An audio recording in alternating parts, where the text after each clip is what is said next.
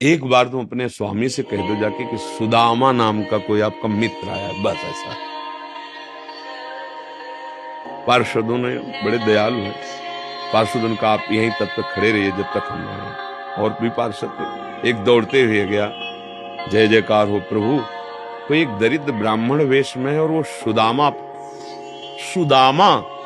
कूद पड़े भगवान। ब्रह्मा शंकर को भी इंतजार करना पड़ता था, लेकिन सुदामा नाम सुनते ही भाग पड़े भगवान। और ये सब आश्चर्यचकित बात रुक्मिणी जी, पार्षद सब देख रहे हैं कि ऐसे तो कभी भगवान नहीं भागे, कि भाई ब्रह्मा जी आए भगवान भाग पड़े या शंकर जी आए, सब आकर इंतजार करते हैं। और प्रभु जब निकल, प्रभु दौड़ के गए सुदामा जी संकुचित हो रहे कि मेरी हड्डियां ऐसे सुकोमल, तन मेरे श्याम सुंदर के लग रहे हूं, उससे पूछते जा रहे कि इतना बड़ा वैभव स्वामी हमें। भगवान अपने हाथ से चरण पखारे सुदामा जी के, हाल रखकर। रुक्मिणी जी आश्चर्यचकित हो रही है, ऐसा कोई तपस्वी, ऐसा कोई महात्मा जिसकी ऐसे भगवान अभी तक तो नहीं देखा जैसा इस ब्राह्मण। और धोती कई जगह से फटी थी, जो दुपट्टी उसको कई ऐसे केवल अंग ढके हुए थे, ऐसी धोती थी, हड्डियां हड्डियां शरीर में।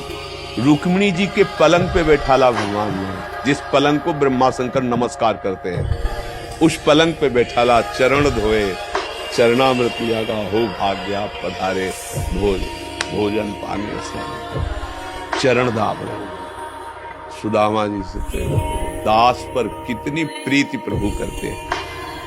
2-3 दिन 4 दिन सबसे प्रभु मिलवा रहे, परिचय कर रहे, मेरे मित्र सुदामा जी हैं, ऐसे बैठे।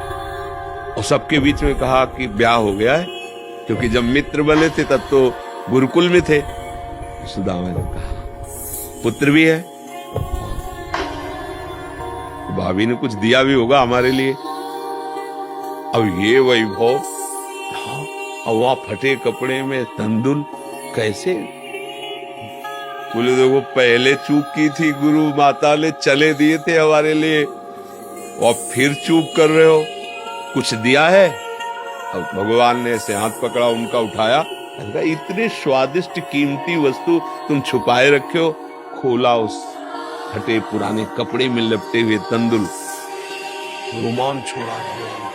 रुक्मिणी जी देख रहे कि ऐसी प्रसन्नता से तो 56 भोग भगवान नहीं पाते द्वारिकाधीश, जैसी इस गरीब ब्राह्मण के तंदुल पार है। दूसरी मुट्ठी ली, तीसरी में रुक्मिणी जी ने हाथ पर, प्रभु बस इतना काफी है कि नहीं। 2 मुट्ठी में 2 लोग का वैभव सुदामा को। प्रगट में 25 पैसे भी नहीं दिए, एक भी वस्तु नहीं। 3-4-5 दिन आनंद लिए, तो फिर सुदामा जी से कहा कि भगवान ऐसे चले। सुदामा जी ने सोचा कि प्रगट में तो कुछ दिया नहीं, हमें लगता विदा करने चल रहे तो कुछ अगर 2-4 असरफी भी होंगी तो खान पान व्यवस्था तो चली जाएगी।